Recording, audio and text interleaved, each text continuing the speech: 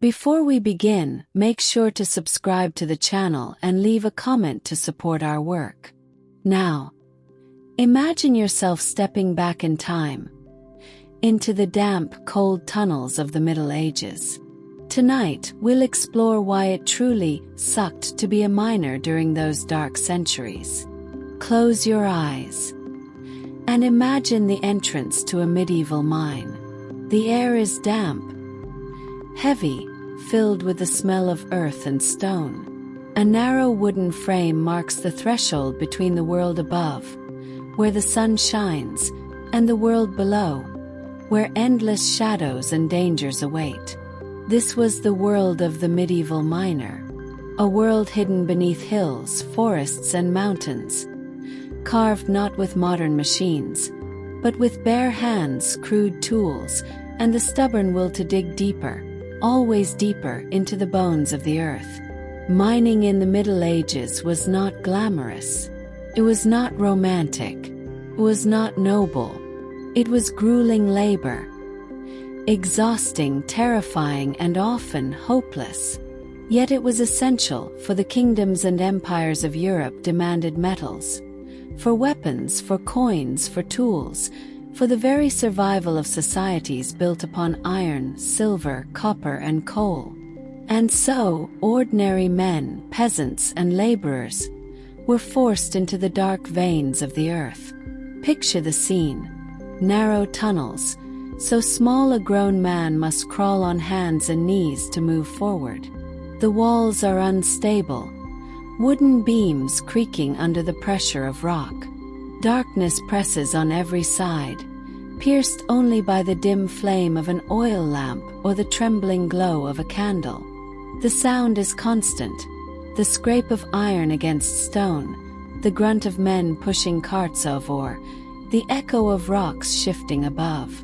There is no silence underground, only the noise of human struggle and the eternal threat of collapse. In this world there was no fresh air. The deeper one dug, the heavier and hotter the atmosphere became. Smoke from torches lingered in the tunnels. Dust from crushed rock filled lungs. Many miners developed what we now call respiratory diseases, though back then it was simply thought of as weakness or punishment from God. For the miner there was no glory, no recognition. He was not celebrated like a knight or remembered like a king.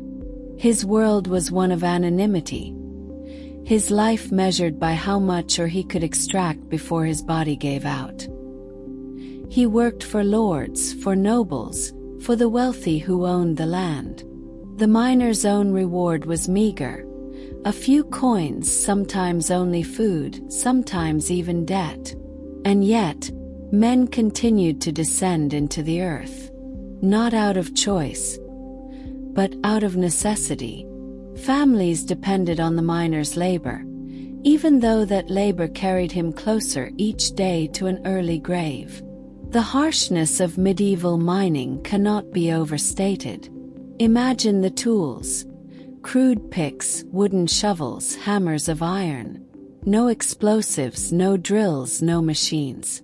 Every inch of progress came at the cost of sweat, broken bones, and shattered spirits. And always there was danger. A tunnel could collapse without warning. A pocket of poisonous gas could suffocate men before they had time to cry out. Water could rush in, drowning them in darkness. And yet, the mine swallowed them day after day. Above ground, the sun rose and set. Seasons passed. But underground, time lost its meaning. For the miner, there was only the dim light of the lamp, the weight of the stone pressing down from above, and the endless sound of tools against rock. This was not work meant for human beings. And yet, in the Middle Ages, it was the foundation of kingdoms. Without miners, there would be no castles clad in iron gates, no swords for knights, no silver coins to pay soldiers, no bells for churches. The miner's suffering was hidden, buried beneath the earth, while kings and nobles enjoyed the wealth it created. The mine itself was alive and hostile. It breathed in strange ways, sometimes whispering with the creak of wood and shifting rock, sometimes groaning as if the mountain itself resented being carved open. Superstitions grew in these places. Miners spoke of spirits, the knockers, ghosts of the tunnels who warned of collapse or tricked men to their doom. For many, these were not just stories but survival. When one lives in constant danger, one clings to any sign, any omen, that might mean another day alive. And so the miner's life was not just physical hardship. It was psychological torment. Each descent into the mine was a step into uncertainty, perhaps the last step he would ever take. His body belonged to the earth, and sooner or later, the earth reclaimed it. In the grand story of the Middle Ages, knights and kings dominate the tales. Battles and crusades capture the imagination. But beneath those shining stories, in the dark hidden arteries of the world, miners fought a quieter, harder battle. Not against armies, but against stone, suffocation, and despair. And though their names are forgotten, their labor remains. Every coin, every weapon, every bell that rang across medieval Europe carried within it the cost of a miner's suffering. To understand why it truly sucked to be a miner in the Middle Ages, we must begin here, in this suffocating darkness. The mine was more than a workplace. It was a prison, graveyard, a world where men struggled endlessly, not for glory, but simply to survive. This is the harsh world of medieval mining. And it is here, in the shadows, that our story begins. In the medieval world, life was short, and childhood even shorter. For the sons of peasants, farmers, and laborers, there was little room for innocence, little time for play. From the moment a boy could carry a bucket, or lift a piece of wood, or crawl into spaces too small for grown men, his future was already decided. For many, that future was the mine. A boy might begin his life underground at the age of 7, 8, or 9, some even younger. Too small to wield a pickaxe, they were instead given tasks suited to their size. Crawling through narrow tunnels where no adult body could fit. Carrying baskets of or on their backs, so heavy they bent the spine. Lighting lamps with trembling hands. Hauling buckets of water up rope ladders, one after another, until their arms shook and their skin blistered. From the beginning, the mine shaped their bodies. Fingers became calloused, backs curved, shoulders stiffened long before adulthood. These children never knew a world of freedom. Their playground was the tunnel. Their air was the stale, suffocating dust of rock. Their lullaby, the endless clatter of hammers striking stone. There was no formal training. A boy learned by watching, by obeying, by being beaten into obedience if he hesitated. Fathers brought sons with them, teaching not out of choice, but out of necessity. Every pair of hands meant more survival, more chance of keeping their family alive. The mine was not just a job. It was a trap passed down through bloodlines. And so, generation after generation, boys were fed to the darkness. Some never made it out of childhood. A collapse might bury them before they reached 12. A sudden flood might take their lives in an instant. Poisonous air might steal their breath before anyone realized what had happened. Those who survived carried scars, both visible and invisible. Imagine a boy of 10, dragging a basket heavier than his own body, his bare feet scraping against sharp stone, his clothes soaked with sweat, torn at the knees. The tunnel is narrow, the ceiling so low he cannot stand. He crawls forward in the dark, guided only by the faint flicker of a candle stub. Behind him, a miner calls out, urging him to hurry, because time is money, and the overseer is watching. If he slows, he will be struck. If he falters, he will be replaced. Childhood dreams, if they ever existed, faded quickly in this world. There was no talk of knights, of castles, of stories told around the hearth. There was only work. Endless, back-breaking, spirit-crushing work. By the time a boy reached his teenage years, he was already hardened, already old in body and mind. His face lined by exhaustion, his lungs filled with dust, his hands no longer smooth but rough as stone. It is easy to forget that in the Middle Ages, survival demanded sacrifice. For noble families, it meant alliances, land, or battle. But for peasants, it meant sending their children into danger before they even knew what danger was. Mothers wept, but their tears changed nothing. Hunger forced them to watch as their sons disappeared into the tunnels each morning, never certain if they would return. Boys were prized for their size. In the narrowest shafts, where men could not reach, children were forced to crawl. They became the lifelines of the mine, threading their way into the earth's tightest spaces, hacking away at veins of or that adults would later collect. Some became trapped, their bodies wedged in rock, suffocated before anyone could pull them free. Their deaths were mourned only briefly, for the mine did not pause. Another boy was sent in. The work continued, always continued. The church preached patience and faith, telling miners that their suffering on earth would be rewarded in heaven. But for a child, heaven was a distant promise. Hell was already here.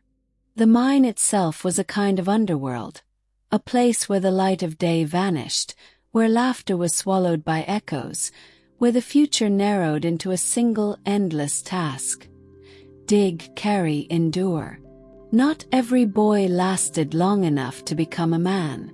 Those who did carried the weight of their stolen childhood with them forever. Their bodies were prematurely broken, their health irreversibly damaged. Some were unable to walk upright in adulthood, their backs curved from years of crawling. Others lost their sight, their eyes destroyed by smoke and darkness. Still others coughed blood, their lungs shredded by dust and ash. And yet society expected them to endure, because without miners, kings would have no silver for their coins, lords would have no iron for their weapons, churches would have no bells to call the faithful. The sacrifice of children was invisible, buried beneath the wealth it created. Their suffering was not recorded in chronicles or celebrated in stories. It was simply forgotten. But for the boys themselves, there was no forgetting. They lived each day in fear. Fear of collapse, fear of drowning, fear of never again seeing the sun. Even when they returned above ground at night, their minds remained in the tunnels, haunted by the cries of those who had not made it out. This is how the life of a miner began. Not with choice, not with hope, but with chains of poverty shackling one generation to the next. Childhood was surrendered to darkness, and in that darkness, boys grew into broken men. The mine did not wait for them to grow old. It made them old before their time. And so, when we look back on the Middle Ages, it is not enough to remember knights and castles, kings and queens. We must also remember the children who never played, who never dreamed, who never lived as children at all. They belonged to the mine, from the beginning until the end. Every day in the life of a medieval miner began with the same ritual. The sun might rise over the fields, The roosters might crow in the villages, but for the miner, daylight meant little. His world was beneath the earth, far away from the warmth of the sky. The descent began at the mine's mouth, a jagged opening carved into the hillside, or sometimes a crude wooden shaft driven deep into the ground. From there, men and boys lowered themselves into the darkness. Rope ladders dangled, worn and fraying, slick with mud and dampness. Wooden supports groaned under the strain, threatening to splinter at any moment. The earth itself felt restless, as if reluctant to surrender its riches. Step by step, miners descended into a realm without light. The flicker of torches cast long, trembling shadows on the walls. The deeper they went, the heavier the air became. Dampness clung to their skin. The smell of earth, sweat, and smoke thickened, choking the lungs. It was not a descent into work alone. It was a descent into a tomb. Once underground, the tunnels stretched in all directions. Narrow, crooked passages carved by hand, reinforced only by rough beams of timber. These beams creaked and snapped like old bones. At times, the ceiling was so low that men were forced to crawl on hands and knees. At other times, the passage narrowed until only children could fit. The darkness was absolute, broken only by the faint glow of oil lamps, their flames starved for air. Every step carried danger. The walls could shift without warning, sending showers of rock and dust onto the workers. Sometimes the earth rumbled, groaning as though alive, and the tunnel trembled around them. In those moments, miners held their breath, praying the ceiling would hold, for if it collapsed there was no escape. Entire groups could be buried alive, their cries muffled forever under stone. The tools they carried offered little protection. Pickaxes dulled quickly, their iron heads weak against stubborn rock.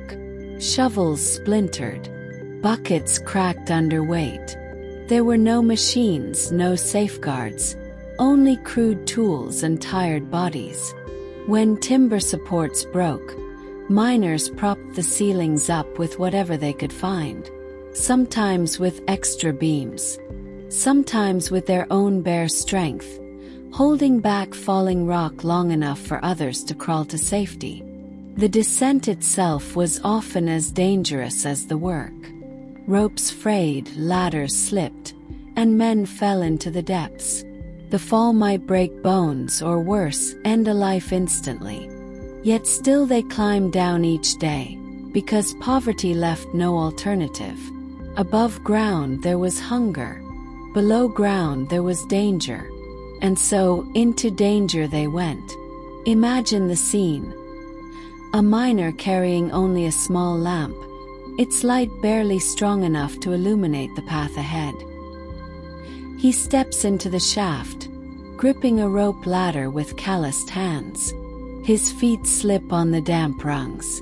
Below him stretches a pit of darkness, the ground unseen. Above him, the faint outline of daylight grows smaller, fading until it is gone entirely. He is swallowed by the earth. He is swallowed by silence. And he knows he may never return. The tunnels themselves seemed alive.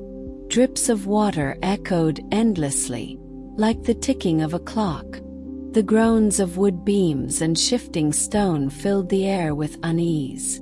Even the flame of a lamp betrayed danger, for if it flickered or died, it was a warning. The air was too thin, or worse, poisoned by unseen gas. One breath could mean dizziness, another unconsciousness, final death. For the miners, this descent was not temporary. It was a routine, repeated day after day, year after year. Their lives became measured by the rhythm of the earth. Ascend, work, risk collapse, risk suffocation, then climb again if fortune allowed. And even when they emerged into daylight, they carried the weight of the darkness with them. The sound of cracking beams haunted their dreams. The pressure of stone lingered on their backs. The mind did not forgive mistakes. A careless step could trigger disaster. A single misplaced swing of a pickaxe might weaken a wall, sending it crashing down. Many miners died without warning, buried in an instant. Others survived but were maimed for life, their limbs crushed, their bodies broken. Above ground, families waited, never knowing if the man who descended that morning would return in the evening. The descent into the earth was more than physical. It was psychological. Each miner carried the knowledge of risk with him, day after day. Each knew the mine could claim him at any time. And yet still they descended. Because survival demanded it. Because hunger pushed them. Because no one else would dig the ore that kings and lords demanded. In this way, the mine became a world apart. A kingdom of shadows, carved into the belly of the earth. Its subjects were men and boys, stripped of choice, bound to darkness. Every descent was a gamble, a negotiation with death. And still they obeyed because they had no other path. So when we speak of medieval mining, we must imagine not just the ore that was brought up, not just the riches forged from stone, but the human descent that made it possible. A descent into fear, into suffocation, into silence. A descent into a place where the air was heavy, the walls unstable, and the future uncertain. For every miner, each step downward was a surrender. To darkness, to danger, to the earth itself. And once swallowed by that darkness, there was no guarantee the light would ever be seen again. The life of a medieval miner was not marked by excitement or sudden change. It was defined instead by a slow, repetitive rhythm. Each day underground unfolded in a sequence that rarely shifted, a cycle of toil that blended one day into the next, until weeks and years passed almost unnoticed. To enter the mine was to step into a world where time itself seemed different, where hours stretched endlessly, where light and darkness followed no natural pattern, and where the body slowly bent to the will of stone. The daily routine began before the miner even descended. At the surface, men gathered, their faces already marked by soot and fatigue, their hands rough and scarred. They spoke little. Words seemed useless when all knew what awaited them below. With crude tools in hand, picks, hammers, chisels, shovels, they prepared themselves for the long hours ahead. Torches or small oil lamps were lit, flames flickering nervously as if aware of what lay ahead. Then came the slow descent, each step downward peeling them further away from the world of daylight. Once below, the miners took their places in the cramped tunnels. The air was thick, heavy with moisture and smoke. The light of a single candle or lamp barely illuminated more than a few feet ahead. Beyond that, everything was swallowed in blackness. The day's labor began with the steady sound of iron striking stone. Pickaxes bit into the earth again and again, each blow dull and echoing. Dust filled the air, coating skin, hair, and lungs. Men coughed constantly, their chests burning, but they continued. To stop was to risk punishment. To stop was to invite hunger. The work was monotonous but exhausting. Hours passed in darkness, the rhythm of picks and shovels creating a strange kind of music, a hollow, endless percussion. Some miners dug directly into the walls, prying loose chunks of ore. Others bent low to scoop earth and stone into baskets. These baskets were heavy, filled with fragments of rock, and had to be carried back along the narrow tunnels. The load pressed into shoulders, dug into backs, and left deep grooves in the skin. Boys often took on this burden, their smaller bodies forced to carry as much as grown men. Candles or lamps burned low, their smoke staining the ceiling black. Sometimes the flame guttered, starved of oxygen, a silent warning that the air itself was dangerous. Miners learned to watch their lights carefully. If the flame dimmed, they knew suffocation might not be far away. And yet, even when the warning signs appeared, the work did not stop. The hours stretched endlessly underground. Time could not be measured by the sun, only by the burning length of a candle or by the ache in muscles and bones. Some miners worked until their hands blistered and bled, the raw skin stinging with every swing of the pick. Others labored until their backs gave way, until they could no longer lift the loads of stone. There was no set schedule, only the command to keep working until the overseers above were satisfied. Food was scarce underground. A miner might carry a small piece of bread, hard and dry, to chew in the darkness. Water was often dirty, drawn from the same ground that dripped and pooled through the tunnels. Rest was minimal. There were no proper breaks, no chance to recover strength. A miner's body learned to endure constant strain, constant exhaustion. Fatigue was not an exception, it was the routine itself. The darkness weighed heavily on the mind as well as the body. Without sunlight, men grew pale. Their eyes strained constantly to adjust to the dim light of candles. Many became half-blind, unable to see clearly even when they returned to the surface. The monotony of the work, the endless repetition, pressed down on their spirits. Day after day, week after week, the same motions, the same sounds, the same darkness. Carrying heavy loads was one of the most brutal parts of the daily routine. Large baskets of rock, often weighing more than a man's strength could reasonably bear, had to be hauled through low, uneven tunnels. Shoulders hunched, knees bent, backs groaning under the weight, miners shuffled step by step, their breaths ragged. The journey was slow, often repeated dozens of times in a single day. Many collapsed under the weight, their muscles trembling, but the work demanded they rise again. Even young boys were not spared. Some were tasked with crawling into the smallest tunnels, their small bodies squeezing into spaces too narrow for grown men. In these cramped passages, they dug by candlelight, the flame dangerously close to their faces, the air stifling. Their work was just as grueling, just as endless. Childhood was stripped away, replaced by the same rhythm of toil that ruled their fathers' lives. The sound of mining filled the tunnels without pause.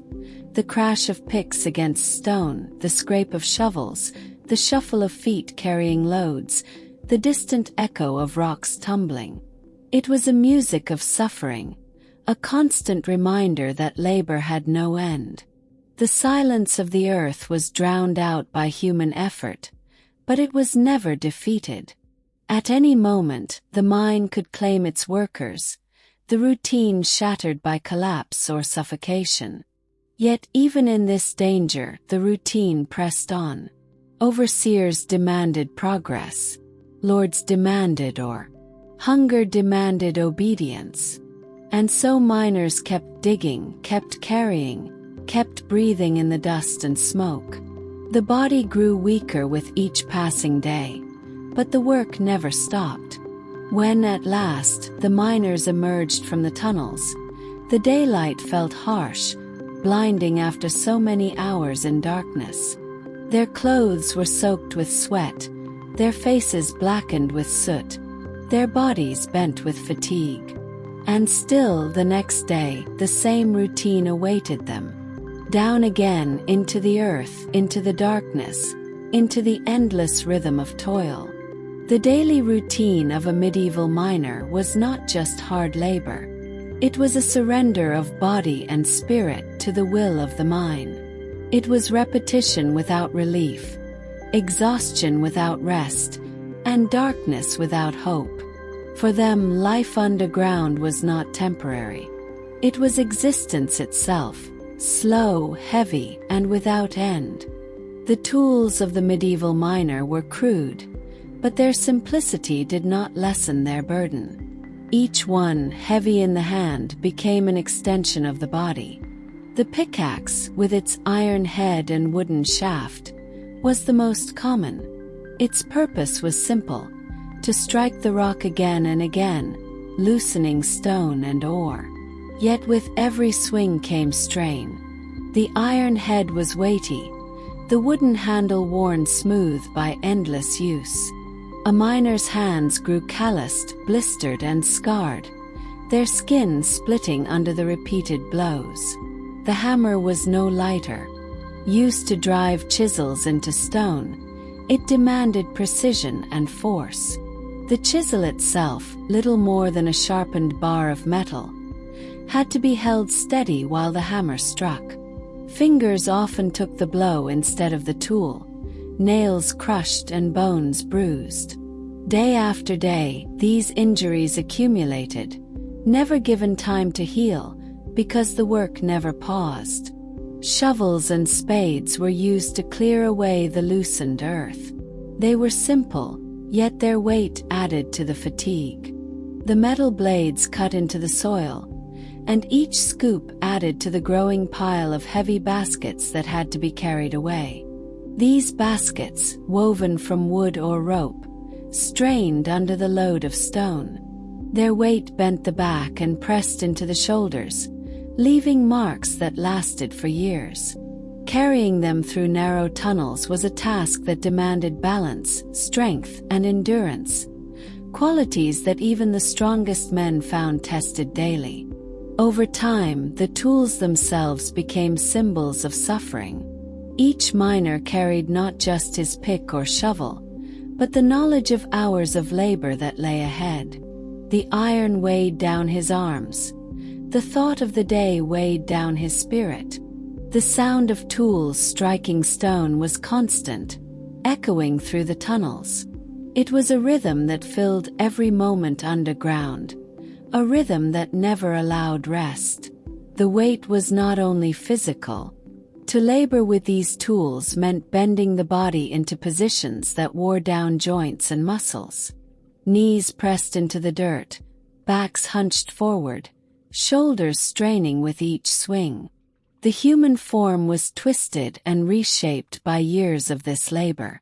Many miners lived with permanent pain, stiff spines, swollen joints, and muscles that never relaxed.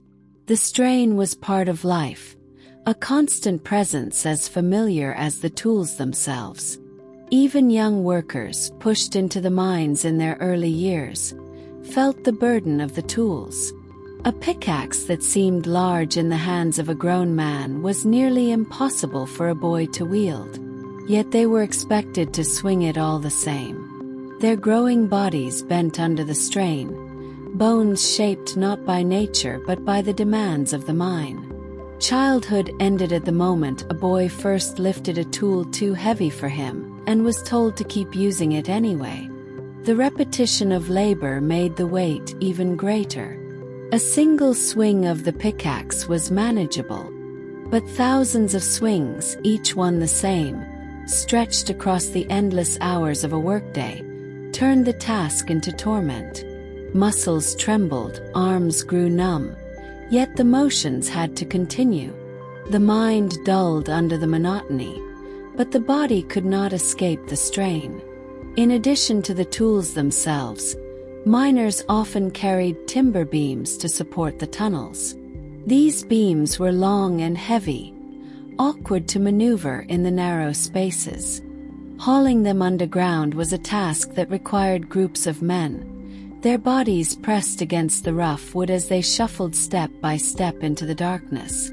Once inside, they set the beams into place, hammering them into the earth, their arms shaking with exhaustion. The beams were meant to hold back the crushing weight of the earth, Yet to the miners, they were just another burden to carry, another task in a life already filled with weight. There was also the endless lifting of water. Mines often flooded, and to keep them usable, men had to haul buckets of water out of the shafts. These buckets, filled to the brim, added yet another heavy load to their day. The cycle of digging, carrying, lifting, and hauling never ended. Each task added to the wear on the body, until every joint, every muscle, every breath felt burdened. The result was a life marked by constant strain. Hands became twisted, fingers curled and stiff.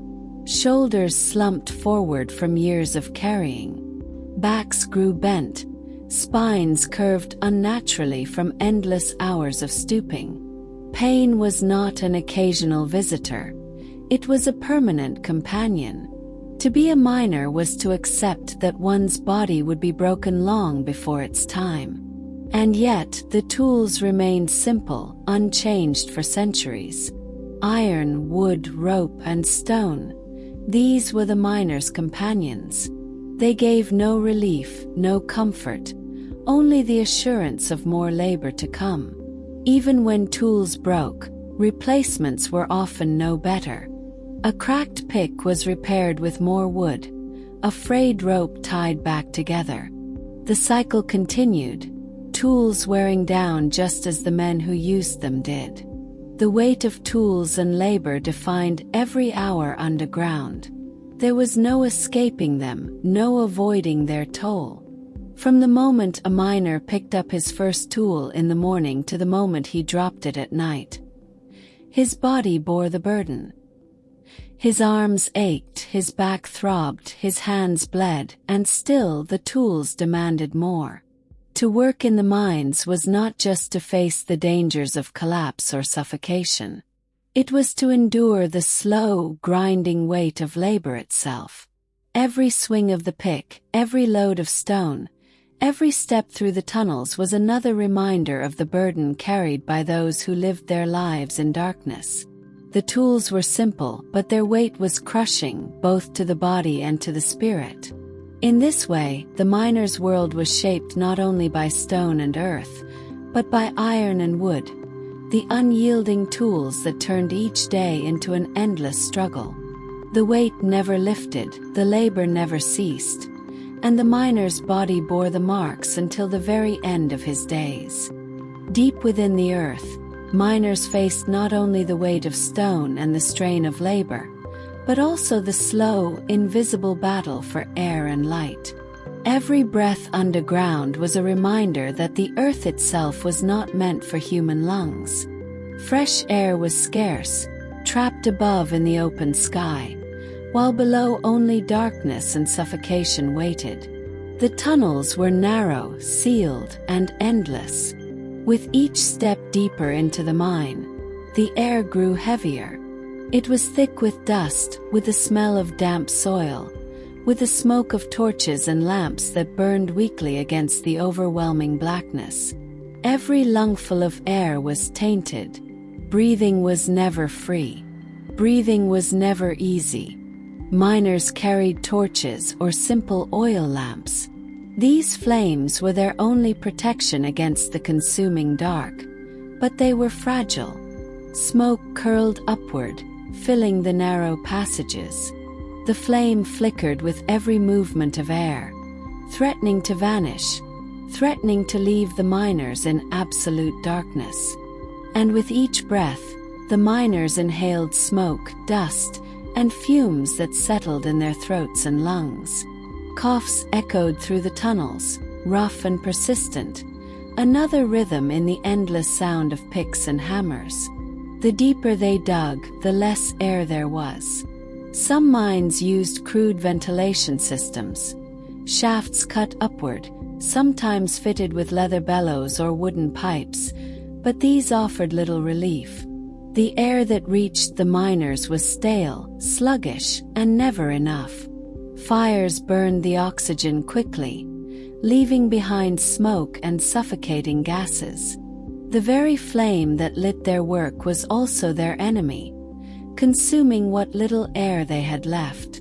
There were times when the atmosphere underground turned deadly. Invisible gases seeped from the rock, filling the tunnels without warning.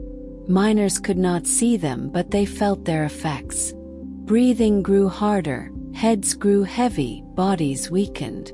Some called it the bad air, a curse that made men collapse where they stood. They would gasp, claw at their throats, and sink into unconsciousness, never to rise again. But even without poison, the struggle for air was constant. The dust from striking stone rose in clouds, coating skin, hair, and lungs. Each swing of the pick released more, filling the space with a haze that never cleared. The air was never clean. The chest felt heavy, as if weighed down from within. Miners often worked with cloths tied over their mouths, but these were useless against the suffocating dust. It settled deep inside where no cloth could reach. The lack of light was just as cruel. The sun never touched the tunnels. The only glow came from flickering flames, weak and unreliable. Shadows twisted across the walls, making the earth seem alive, as if it shifted and breathed around the miners. In some places, the flame lit only a few feet ahead, leaving the rest of the tunnel in absolute blackness. Men worked with only the light of their own torch, their own trembling circle of safety, never seeing what lay just beyond. To lose light underground was to lose all sense of the world. Darkness pressed against the eyes, heavy and absolute. A torch extinguished meant panic, confusion, disorientation. Miners who lost their light sometimes wandered aimlessly, unable to find the way out, swallowed by the dark until exhaustion claimed them. The fear of losing light was as constant as the fear of collapse, for without it, survival was nearly impossible. The combination of smoke, dust, and shadow created an atmosphere that was crushing in every sense. It weighed on the chest, pressed into the lungs, and smothered the spirit. The miner's world was not just dangerous, but suffocating, a place where every breath was a struggle, every moment of sight fragile and uncertain. Children in the mines suffered the most. Their lungs, not yet strong, filled quickly with dust. Their small bodies trembled with coughs that never ended. Their eyes strained in the weak light, and many grew accustomed to seeing only shadows. Some went blind early, their vision ruined by smoke and darkness. Others grew sick from lungs scarred before they reached manhood. Yet they were still sent underground, still forced to breathe the same poisoned air as the men beside them. The sounds of miners coughing, wheezing, and gasping filled the tunnels. They were as common as the clink of iron against stone. Sometimes entire groups paused, leaning against the walls, trying to catch their breath. But rest did not bring relief, for the air did not improve. Resting only meant sitting in the same suffocating haze, lungs burning with every breath, waiting until strength returned enough to continue the endless work. Even the small lamps, though precious, could betray the miner. Oil ran out quickly. Wicks burned down to ash. When this happened, men were forced to work in near darkness, guided by instinct, memory, and the faint glow of a companion's flame. The light that remained was never enough, always weaker than the shadows it fought against. Above ground, air and light were taken for granted, but below they were treasures. Every faint breeze that reached the tunnels was a gift. Every flame that held steady instead of dying out was a mercy. And yet, these mercies were fleeting. The miner could never rely on them. He could only endure.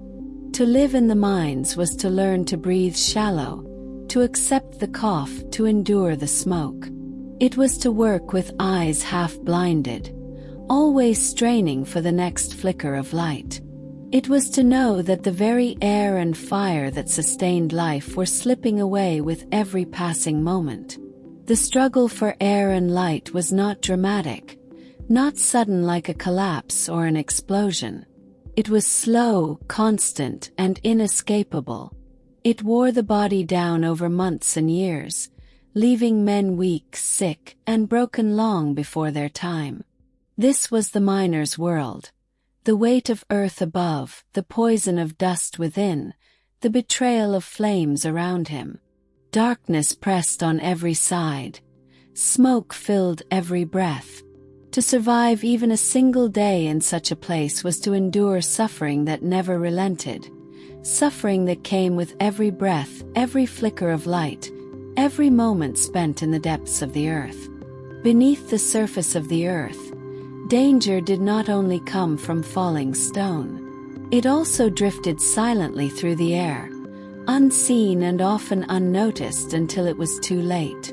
The tunnels of medieval mines were not only dark, they were not only narrow, they were filled with fumes, with smoke, with gases that poisoned breath, that robbed lungs of air, that made every inhalation an act of risk. The miners worked with torches. They worked with candles. They burned small flames to push back the darkness. But each flame consumed oxygen. Each flame released smoke. The air grew thick, heavy, and suffocating. Men coughed constantly. Their throats burned. Their eyes stung with tears. To work by fire was to breathe poison with every breath.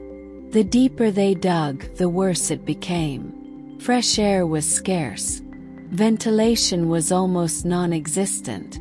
Shafts were narrow, and the air inside the mine did not move freely. Smoke lingered. Dust lingered. The very act of breathing became a struggle.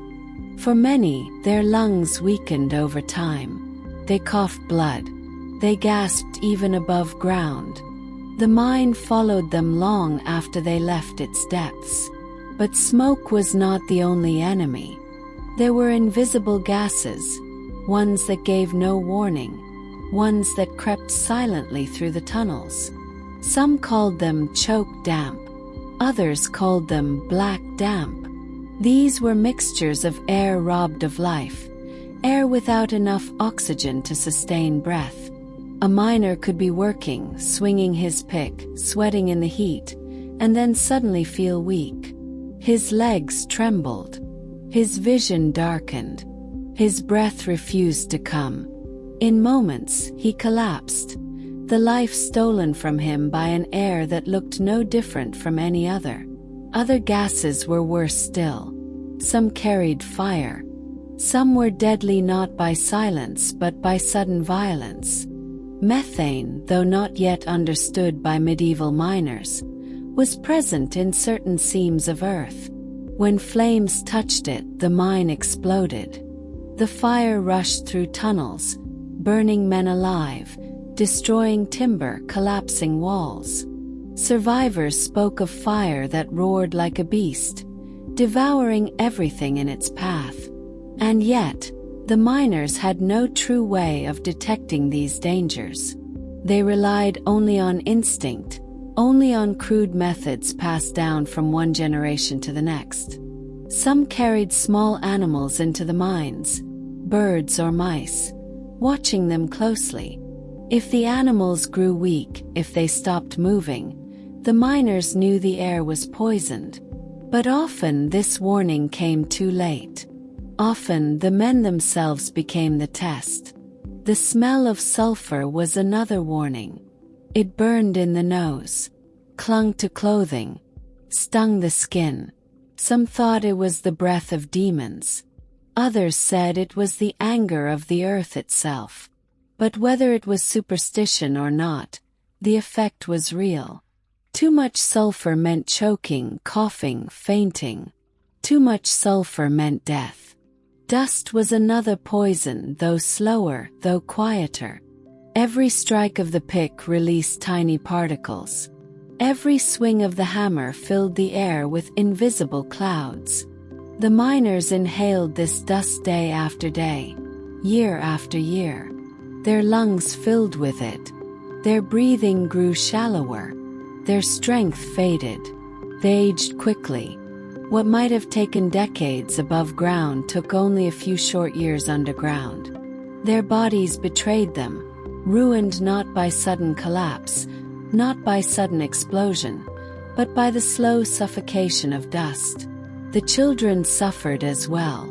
Boys who carried baskets of or coughed constantly. Their small lungs struggled against the fumes. They grew weak. Many did not survive to adulthood. Their lives were shortened, stolen by air that was never clean, by air that poisoned as surely as any blade. The miners learned to endure it. They had no choice. They tied cloth around their mouths, dampened with water, hoping it would filter the smoke. They avoided certain shafts where the air was known to be foul. They prayed before entering tunnels that smelled of sulfur or that grew suddenly silent. But prayers did not always save them.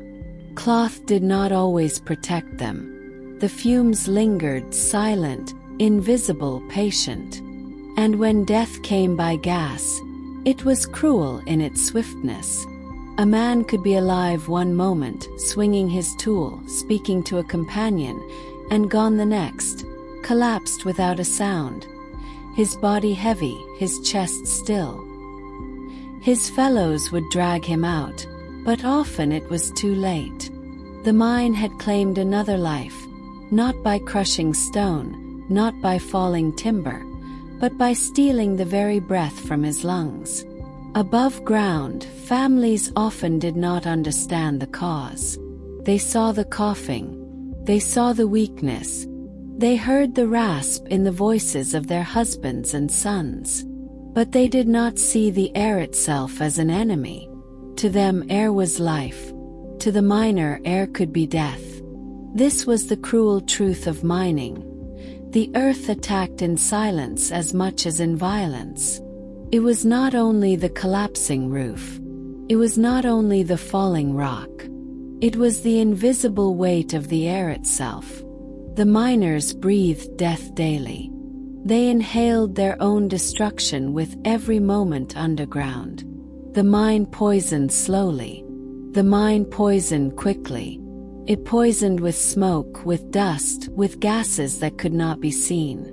To breathe in the mine was to gamble with life. And yet miners breathed anyway. They had to. Work demanded it. Hunger demanded it. Survival demanded it. The air, something so simple, something so ordinary, became a weapon underground. And the miners, trapped in the earth, could do nothing but breathe it, knowing with each breath that it might be their last. Beneath the ground, where miners carved their paths through stone and soil, water was always present. Seeped through cracks. It dripped from ceilings. It pooled at their feet. Sometimes it was a trickle, slow and constant, forming puddles that never dried. Other times it was a sudden rush, a flood that roared through the tunnels, drowning men before they could escape. The mine was never dry. It was always damp, always wet, always heavy with moisture that chilled the skin and soaked the bones. The miners walked through mud. Their boots squelched with every step. The ground was slippery, uncertain, treacherous. Stones were slick with moisture. Tools rusted quickly. Timber supports weakened, rotted, and collapsed more easily because of the dampness. The earth itself was softened by water, and this made cave-ins even more likely. A dripping wall was not only uncomfortable, it was dangerous. The air, too, was thick with dampness.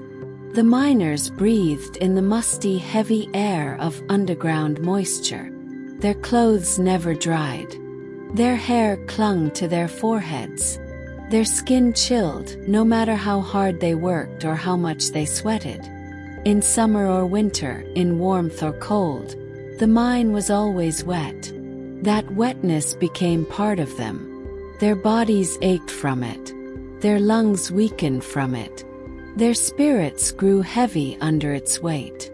The constant damp created sickness. Joints swelled. Fingers stiffened. Backs grew sore. Many developed fevers that never fully passed.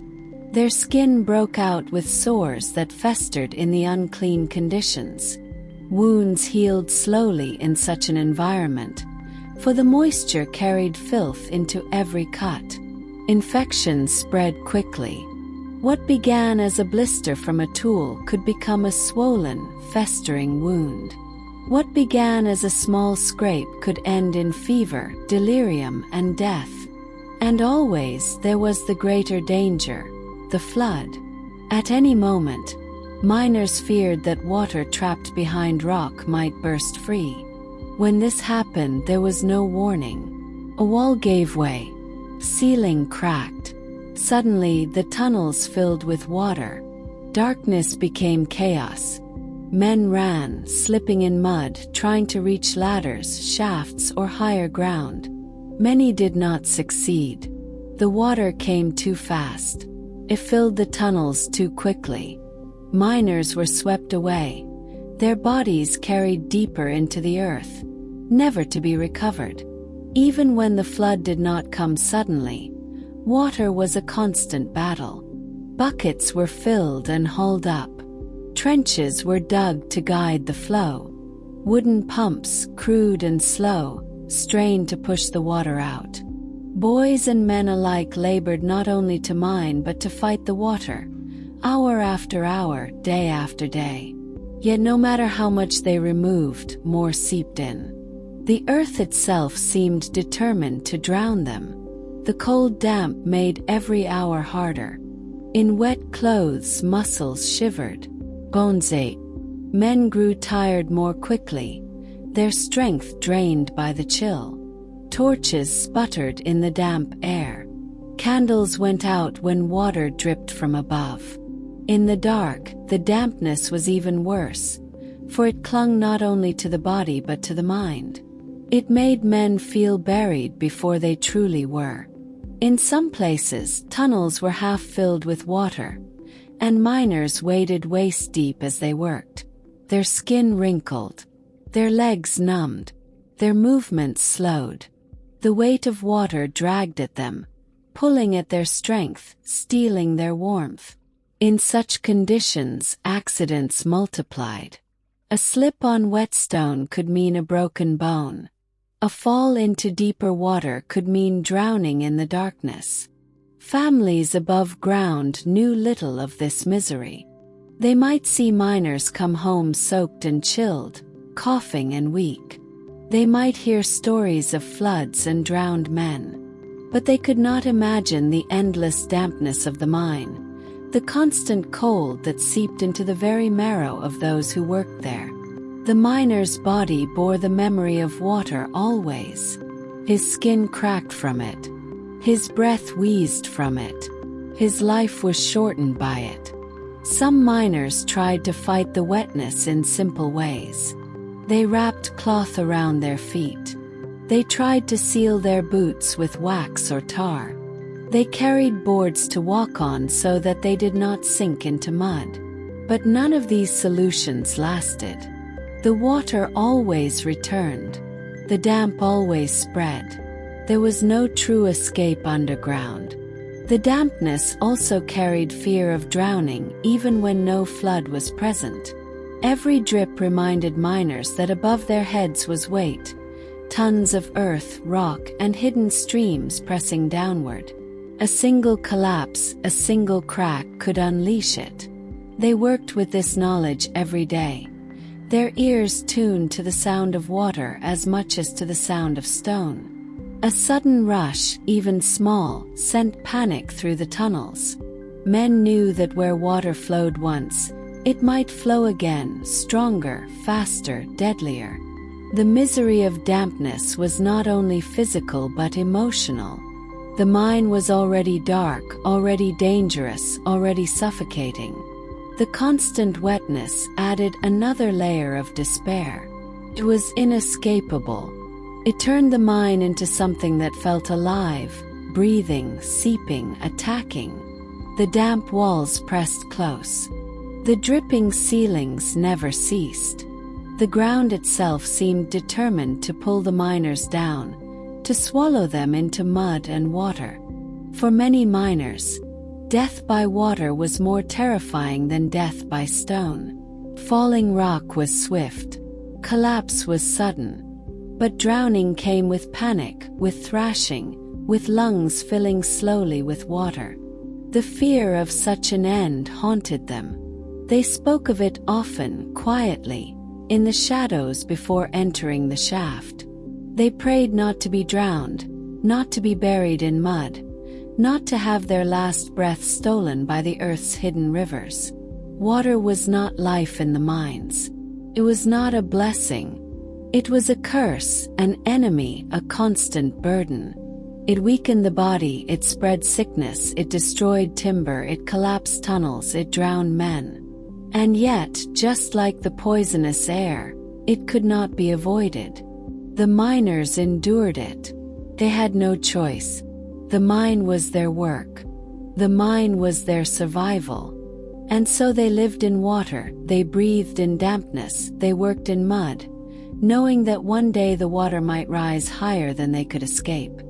Inside the mines, accidents were not rare. They were constant.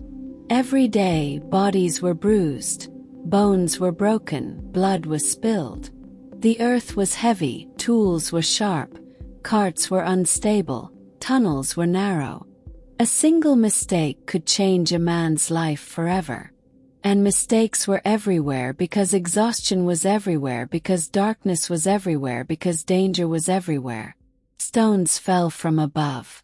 They fell without warning. A miner might be swinging his pick when a piece of the ceiling gave way. Sometimes it was small, just enough to cut the scalp or bruise the shoulder. Sometimes it was larger, heavy enough to shatter ribs, to crush legs, to bury a man beneath the rubble. Those who were buried rarely survived. The earth did not forgive.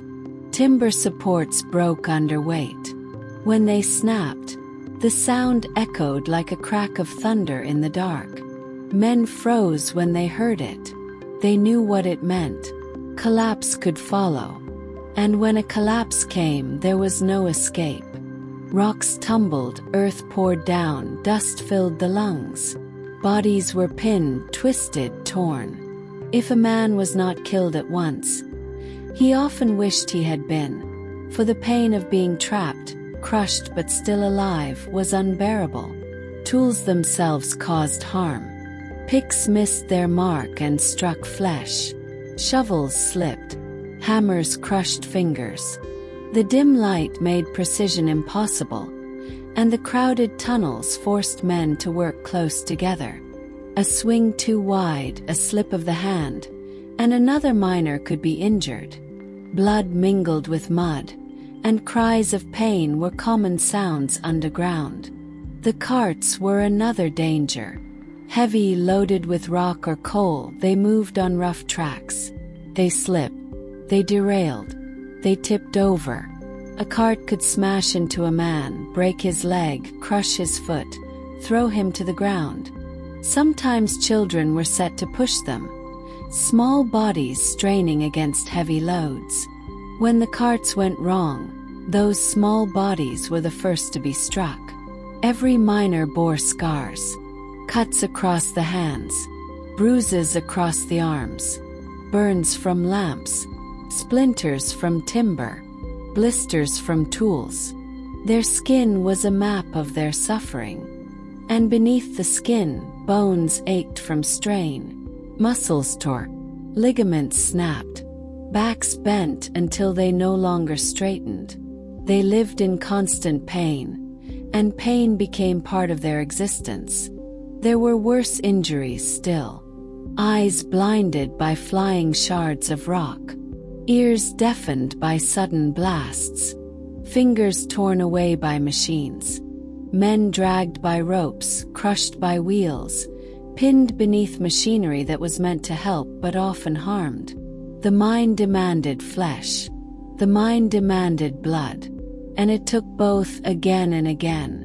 When injuries came, there was little help. Medicine was scarce, crude, or absent. A crushed limb might be amputated with a dull blade. A deep cut might be bound with dirty cloth. Infections were almost certain. Fevers followed wounds. Death followed fever. Many who survived the accident itself died slowly afterward, consumed by infection, consumed by rot. Those who did survive often lived broken. A miner with one leg gone. A miner with one arm twisted. A miner with blindness in both eyes. They could not work as before. Many could not work at all. Yet the mind did not care. The owners did not care. A broken body was of no use. A broken body was left behind. Families were left with hunger. Children were left with despair. Injury did not end suffering. It multiplied it. Even the small injuries built into something greater. A twisted ankle that never healed properly. A back strained until it could no longer bend. Fingers stiffened by constant cuts and bruises.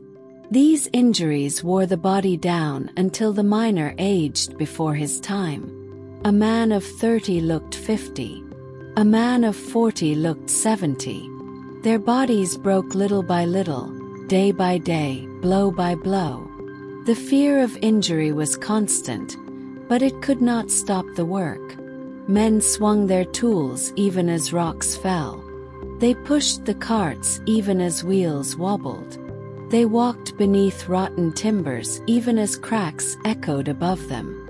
They had no choice. Work meant survival. To stop meant starvation. To refuse meant poverty. And so they accepted the risk. They accepted that at any moment, their bones might break, their skin might tear, their bodies might be destroyed. Sometimes when an accident happened, the others stopped and looked. They stood silent in the dim light, watching as a body was pulled out, broken and still. They said nothing because words did not matter. They had seen it before. They would see it again. Accidents were part of the mine. Injuries were part of the mine. Death was part of the mine. Children too suffered. Their small hands were cut, their small feet bruised, their small backs bent. They slipped more easily. They were crushed more easily. They healed more slowly. Yet they were sent into the mines, and they were broken just like the men beside them. The mine made no distinction between old and young. All bodies broke eventually. The injuries also haunted the mind. A man who lost a finger felt it even when it was gone. A man who lost his sight dreamed of the darkness forever. Pain lingered. Pain echoed. Even in sleep, miners felt the weight of stone, the crush of collapse, the slice of sharp tools. They relived their injuries again and again. The mind scarred not only their bodies but also their memories. Above ground, broken men were reminders. Families saw them limping, saw them coughing, saw them scarred. Children learned early what awaited them. Wives learned to expect suffering. Mothers learned to expect loss. The sight of broken bodies was everywhere in a mining town. It was a warning, but it was also a sentence. In the end, every miner was broken in some way. If not by one great accident, then by 1,000 small ones. If not by a single collapse, then by years of strain. The mine was patient. It waited, pressed, struck, and it always won. Flesh could not resist stone. Bone could not resist iron. No body could endure forever. The mine swallowed men during the day, but poverty swallowed them at night. Above ground, beyond the tunnels, Beyond the darkness of stone and coal, another kind of darkness waited. It was hunger. It was cold. It was misery. The miner's life was not only pain underground but also despair at home. Despite the danger, despite the endless work, despite the broken bodies and the blood spilled in the tunnels, most miners remained poor. Their pay was small. Their debts were large. Their food was little. Their children were hungry. The mine consumed their strength below the earth and gave back almost nothing above it. Meals were thin. Bread that was hard and dry. Soup that was mostly water. Sometimes a scrap of meat, sometimes a bit of cheese, but often only roots, grains, or whatever could be stretched to feed many mouths. Families sat around tables where there was not enough to share. A father who had worked 12 hours in the dark received no feast when he returned. He received only a bowl of thin broth, only a piece of stale bread, only a reminder that his labor had not freed him from hunger. Children felt it most. Their bellies swelled with emptiness. Their bones grew thin. Their skin stretched tight. They cried in the night for food, and mothers had no answers. Fathers worked harder, but harder work did not mean more pay. The mine gave no reward for suffering. The mine took and gave back almost nothing. The homes of miners were small, damp, and cold. Often, they were little more than huts near the mine itself, built of wood, stone, or mud. The walls leaked in rain. The roofs let in cold winds. Families huddled together under blankets, not only for warmth but also for comfort. Hunger and cold went hand in hand. Poverty was not just a lack of food but a lack of safety, a lack of comfort, a lack of hope. Debt was another chain. Miners often borrowed from the very owners who paid them. They borrowed for food. They borrowed for clothing. They borrowed for tools. The owners charged high interest, and the miners could never escape. They worked to pay their debts, but the debts never shrank.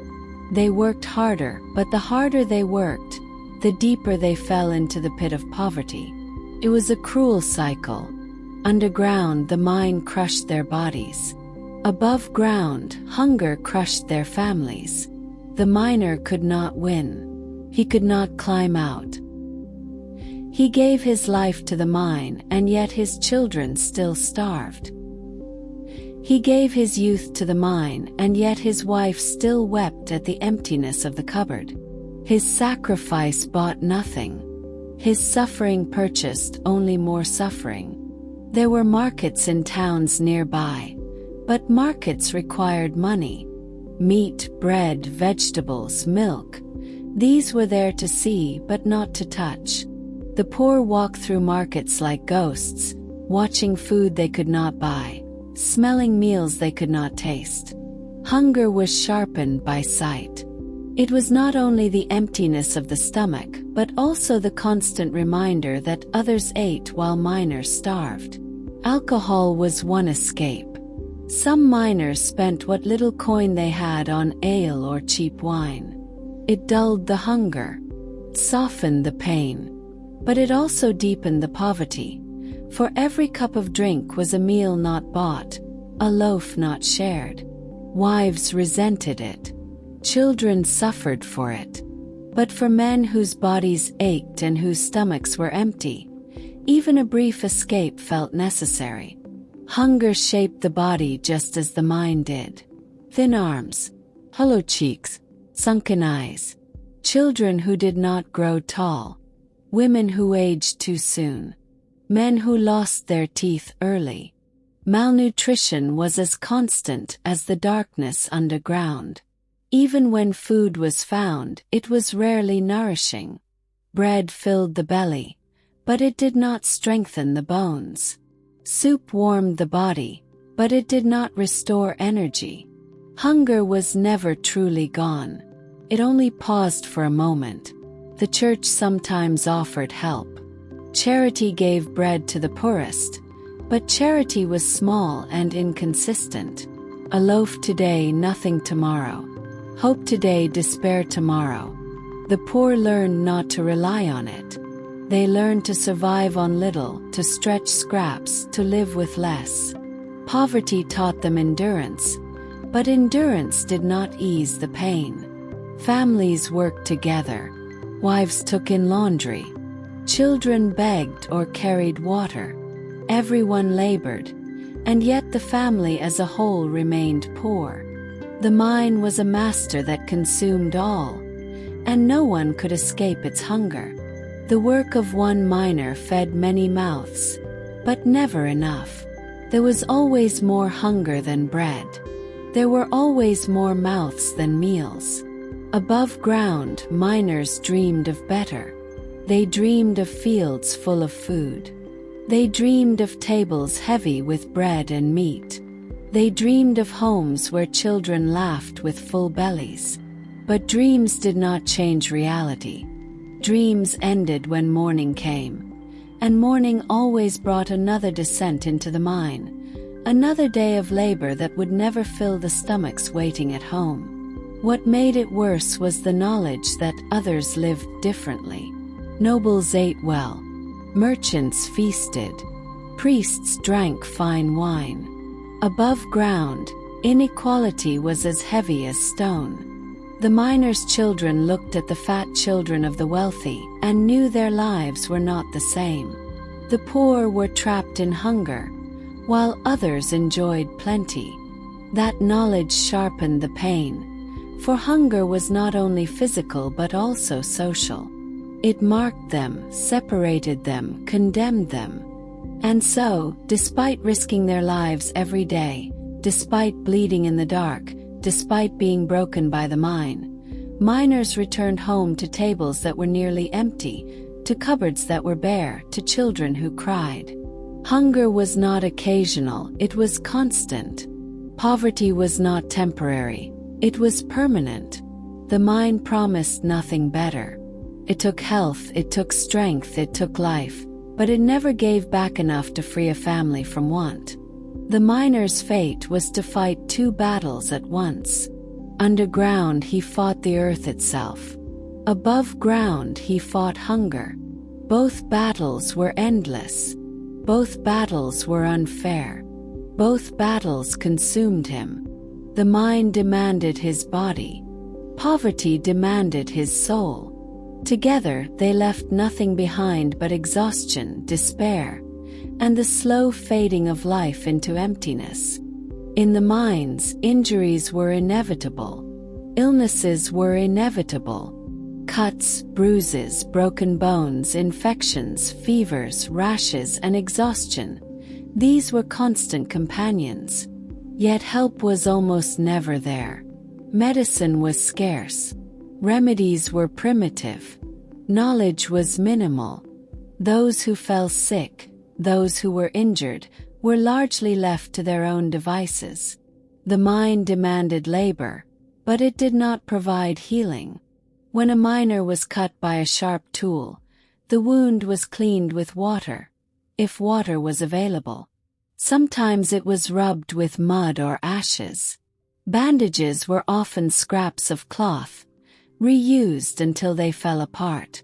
Infection was not an accident. Infection was expected. Pus and swelling were normal. Fever came, pain increased, strength ebbed. The body fought, alone in silence. And sometimes it lost. Broken bones were worse. A fracture might be set with a piece of wood, bound with twine. Alignment was crude. Healing was slow. Pain lingered for weeks, months, sometimes years. A leg or arm that never straightened became a lifelong burden. A miner could not work properly with a crooked limb, yet the mine demanded labor. The injured man returned too soon, limping, weakened, suffering. Further injury was almost guaranteed. Illnesses spread quickly underground. Dust filled lungs. Dampness filled bodies. Miners coughed. Miners wheezed. Children coughed. The air carried sickness. Pneumonia, tuberculosis, pleurisy, fevers. These illnesses swept through tunnels, leaving the sick behind, leaving the weakened to collapse in the darkness. Treatment was a prayer, a herb, a whisper of hope. The sick could not count on anything else. The remedies they had were limited and unreliable. Herbs, roots, poultices, simple salves. These were all that could be found. Sometimes an older miner knew a trick to soothe pain or stop bleeding. Sometimes a village healer offered advice, but travel to a healer took time, and the mind demanded work. Waiting could mean death. Attempting a remedy could also mean death. Most miners did nothing. They endured. Child labor compounded the problem. Children scraped knees, cut fingers, developed fevers. Their small bodies were fragile, yet they were sent to work. A boy with a minor wound might lose an entire hand to infection. A cough that might have been cured in an adult became fatal in a child. There was no triage. There was no care. The mine was not gentle. The mine was not forgiving. Even common illnesses were dangerous. Colds became fevers. Fevers became delirium. A miner with a mild fever was sent back underground because absence meant no pay. Absence meant no food. Working while sick worsened the body's condition. Exhaustion, malnutrition, cold, damp tunnels, all combined with illness to accelerate decline. The body deteriorated faster than the mind could comprehend. Accidents that might be survivable in other circumstances often killed miners. A crushed foot led to gangrene. A deep laceration became infected. Blood poisoning crept through the veins. Pain was severe, relentless. Sleep brought no relief. The injured miner was alone, or perhaps in the company of others who were equally helpless. Together they endured suffering, sharing the silence of hopelessness. There were no hospitals. There were no surgeons with tools and knowledge. There were no nurses. Families above ground could not always help. A father might try to bandage a son. A mother might hold a husband's hand.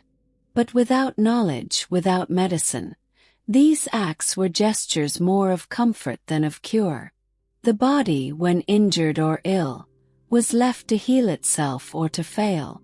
Miners knew this. They knew that each cut, each sprain, each cough might be the beginning of the end. They knew that suffering underground could be matched only by suffering above ground. Pain was both constant and inevitable. They learned to endure. They learned to brace for the worst. They learned to accept that their bodies were fragile, that illness was relentless, that death could come quietly and without warning. Some miners tried remedies they could find. Herbal mixtures, poultices, steam from heated stones. They rubbed, they smeared, they inhaled. Sometimes it helped. Sometimes it made things worse. Often it was a gamble. Yet even when remedies failed, the work continued. The mind could not pause. Hunger could not pause. Poverty could not pause. The body could not pause even if it begged to. Over time, the lack of care shaped the miner's life. The body aged faster. The spirit weakened. The mind learned to anticipate pain, to measure endurance, to count days without complaint. A miner became a vessel of suffering, hardened yet fragile, strong yet breaking. Every wound left a memory. Every illness left a mark. The absence of medicine left scars invisible, deep, and permanent. Above all, the miner learned that survival was uncertain. Every day carried risk. Every task carried danger. Every cough or fever could be the start of the end. And still they went down. They dug. They carried. They endured. The mind demanded it. Poverty demanded it. Life demanded it. And yet, they endured slowly, painfully, day by day, under the shadow of sickness and the weight of unhealed wounds.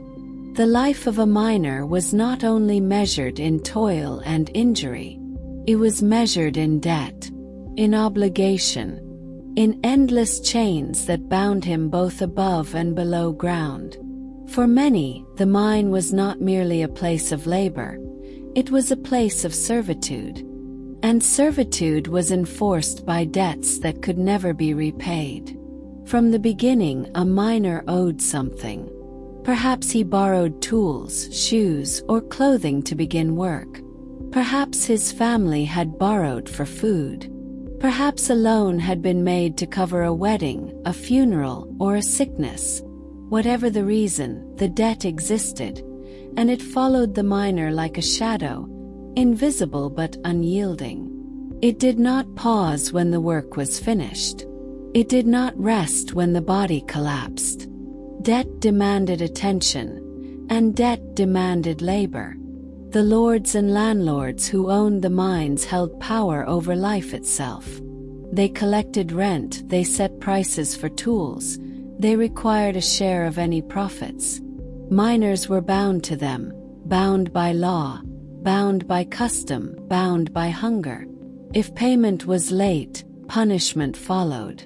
A man could lose his position in the mine, his home, or even be imprisoned. The weight of obligation was constant. The weight of debt was relentless. It was not only financial debt. Social and legal obligations also tied miners to their masters. They owed respect. They owed obedience. They owed labor without complaint. They owed loyalty, even when loyalty meant suffering. Failure to meet these obligations had consequences. Punishment was harsh, often public, and served as a warning to others. The system allowed no room for error, no room for rest. The amounts owed were often impossible to repay. Wages were meager, barely enough to feed the body. Tools wore out, clothes tore, children fell sick, and food was expensive. The miner earned little, yet the debts grew. Interest was often high. Fees were hidden. Every day the cycle tightened. Every week the chains pressed harder. Survival was an illusion. Freedom was a dream. Debt was reality. Families were caught in this cycle. The miner's wife might sell goods, weave cloth, or work in the fields to supplement the income. Children might beg, carry water, or fetch coal.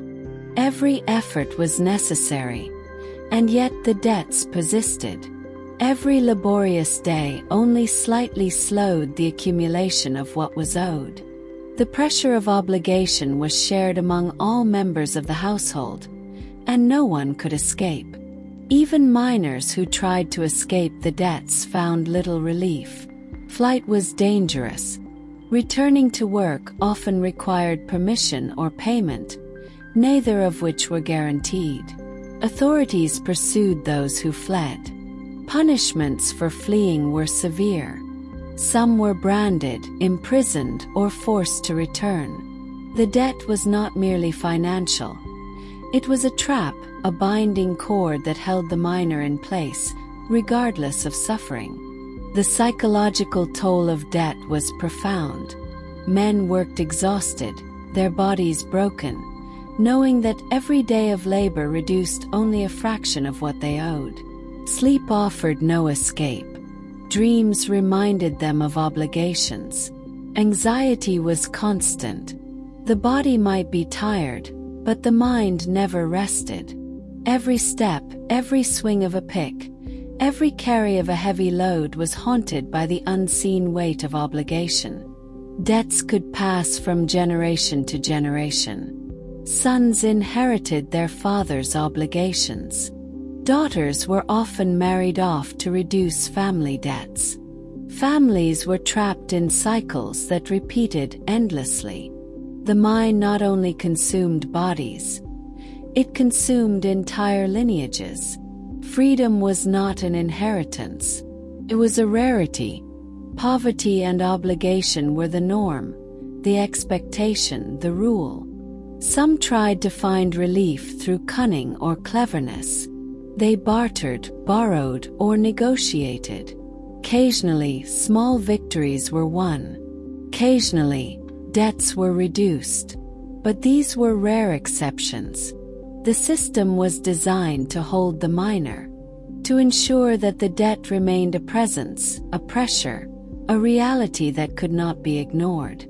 Even the smallest unpaid sum could loom large. A few coins owed for a tool, for a meal, for a piece of clothing. These could determine whether a family ate that week. These could determine whether a child went to school, whether a mother could visit a healer, whether a man could rest. The smallest obligation could control every aspect of life. The burden of debt also dictated work pace. Miners could not rest, could not slow down, could not refuse. Each hour underground was dictated by how much they owed. Each swing of the pick, each cart pushed, each tunnel dug, each stone lifted was measured against the ever-growing ledger of obligation. Work became a duty not just to the mine, but to the invisible hand of debt. Debt shaped choices. It shaped marriages, education, movement, and survival. Miners married young to reduce family burdens. Children were sent to work early. Opportunities were foregone. Hopes were postponed. Life was consumed by the struggle to meet obligations that never ended. Even as miners aged, even as bodies weakened and injuries accumulated, the debt remained. It was not forgiving, did not fade. It did not lessen with time or hardship. It was eternal. It was relentless. It was an invisible master that controlled every action, every thought, every breath. And so the miner's life was one of endless labor, not merely to survive, but to pay invisible creditors, to satisfy obligations, to meet impossible expectations. Underground, the earth demanded toil. Above ground, debt demanded surrender. Both combined to leave little room for freedom, for rest, for joy. The miner existed in a world where labor and debt were inseparable, where pain and obligation were companions, where life was measured not by years or achievements, but by the weight of what could never be repaid. Even in a life consumed by darkness and toil, there were occasional glimpses of light. Rare moments when the relentless burden of mining seemed to ease, if only for a few hours. These moments were few and fragile, but they existed. Market days, church holidays, village gatherings, small fairs, each offered a brief interruption to the suffering that defined daily life. Market days were a kind of relief. Miners and their families trudged from their homes to the nearest village or town. They carried what little they could sell or what little they could afford to trade. Even the act of walking in sunlight was a luxury, for underground tunnels rarely allowed more than dim torchlight or the glow of the miner's lantern. The air above ground was free from the suffocating dust and damp of the mines. It was a rare gift. At the market, children might glimpse sweets or fruits. Mothers could compare clothing or hear news from distant places. Fathers might haggle over the price of goods or drink a small mug of ale without the fear of punishment. For a few hours, the rigid structure of debt and labor softened. The miner could feel, if only briefly, that the world was larger than tunnels and tools. Church holidays brought another form of respite. Festivals marked by bells, incense, and communal gatherings offered warmth for the soul. Families dressed in their finest, however modest, and attended services. Candles flickered in sacred spaces. Hymns echoed softly, providing a rhythm that was calm and distant, a contrast to the harsh clatter of pickaxes and carts underground. For a few moments, there was a sense of community, of shared experience, of something beyond endless labor. Village gatherings and fairs, though infrequent, were highlights of the year. Music might play, drums and flutes creating a rhythm that carried through the air.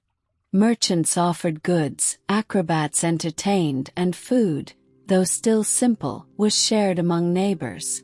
Children laughed, parents smiled, and for a few hours, miners could pretend that life was not dominated by darkness and hardship. These moments were ephemeral, fleeting, yet they reminded them that the world contained more than suffering. Even these celebrations were not free from the shadow of labor. Miners could not linger long. Debt still awaited. Hunger still lingered. Obligations demanded that they return to the tunnels. The pleasure was brief, a temporary relief, a pause between one day of exhaustion and the next. And yet, even fleeting moments of rest were treasured. They were markers of humanity in a world that often denied it. The rhythm of life included these rare interruptions. They created a pattern, a sense of time passing beyond the monotony of toil. Festivals marked months. Market days marked weeks. Even the simplest gatherings offered perspective. Miners could measure life not just by labor, by injuries, by hunger, but by these moments when the world was lighter, when the air was sweet, when the spirit felt, for a while, unburdened. Children learned to anticipate these times. Even in their exhaustion, even with bellies empty, they understood that some days were different. They could laugh more freely, play more boldly, eat a little more generously. Families could gather around small tables, share modest meals, and speak without the constant fear of punishment or hunger. These were moments of normalcy, precious and rare. Yet the shadow of the mine never fully lifted. Even as laughter echoed through the village square, thoughts of returning underground lingered. The mind knew that the respite was temporary. The body knew that fatigue remained. And still miners clung to these moments. They counted them, they remembered them. They carried them like fragile treasures into the darkness that awaited. Some miners found solace in small personal rituals. A quiet walk along a sunlit path. A whispered prayer. A small gift exchanged between family members. These gestures, though modest, created pockets of relief in a life dominated by suffering. The mind could rest for a while, the heart could feel warmth, and the soul could remember what life might be beyond toil. Food during these moments was simple but comforting. Bread slightly fresher than usual, a bit of cheese, perhaps a piece of fruit. It was not plentiful. It was not luxurious.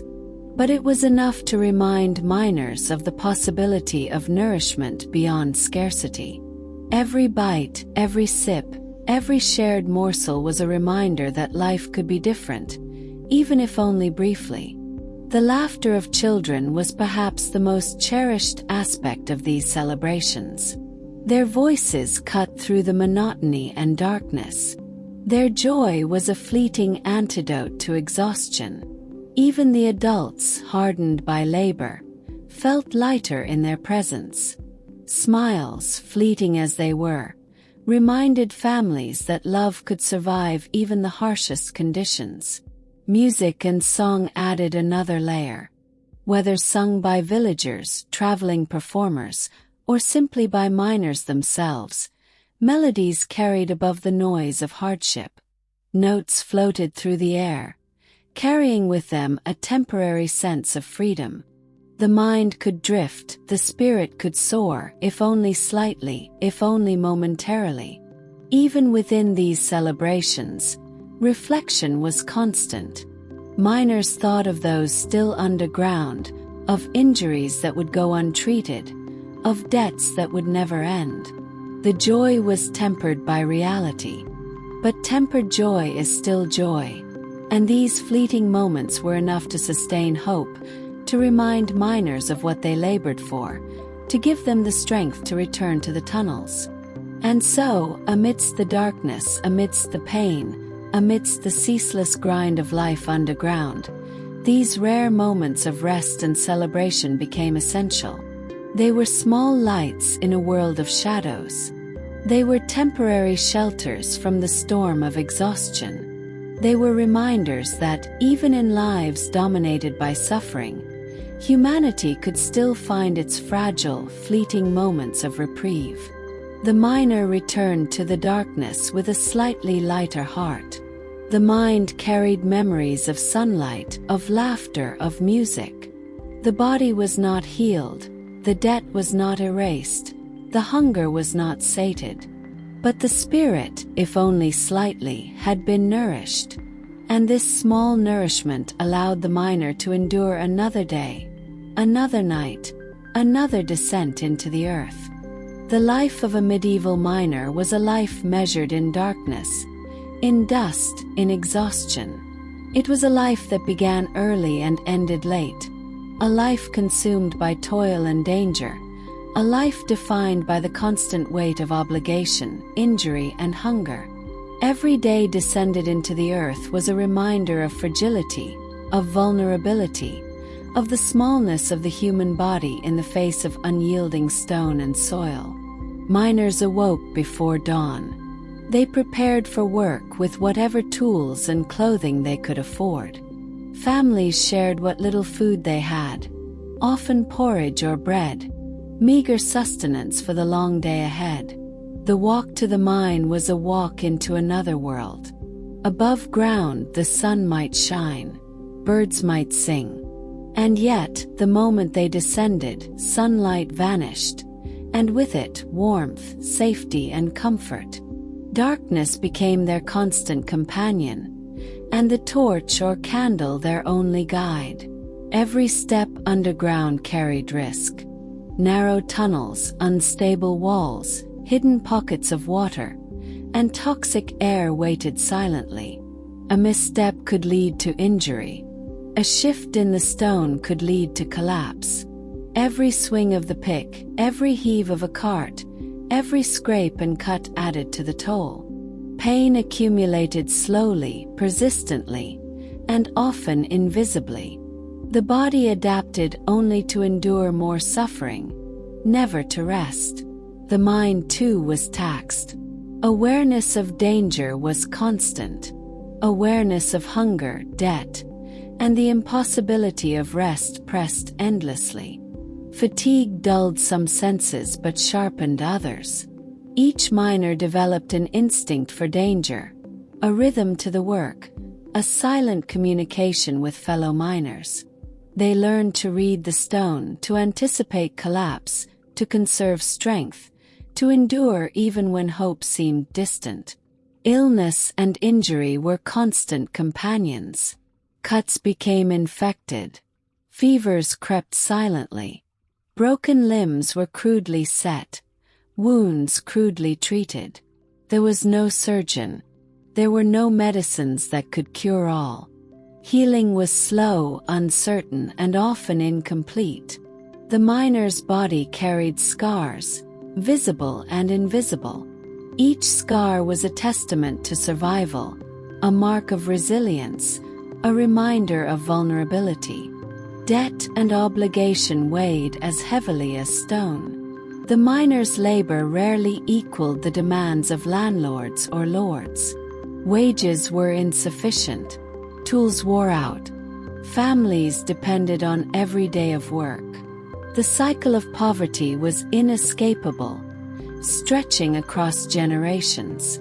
Even when free from immediate danger underground, the miner carried the invisible chains of debt and expectation. Yet amidst suffering, moments of light appeared. Market days, church festivals, village gatherings, fleeting moments of rest, laughter, music, and human connection offered brief respite. The touch of sunlight, the sound of song, the taste of slightly better food. These were small victories, small joys, precious because they were rare. They reminded miners of the world beyond darkness, of a life that might exist apart from labor, of hope that could, for a moment, survive.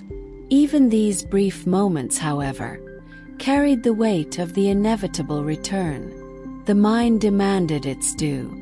Obligations demanded repayment. Hunger demanded labor. Families demanded survival. The respite was temporary, yet it sustained the spirit. It allowed miners to endure another day, to face the darkness once more, to swing the pick and lift the cart, to inhale the dust, to navigate the suffocating tunnels.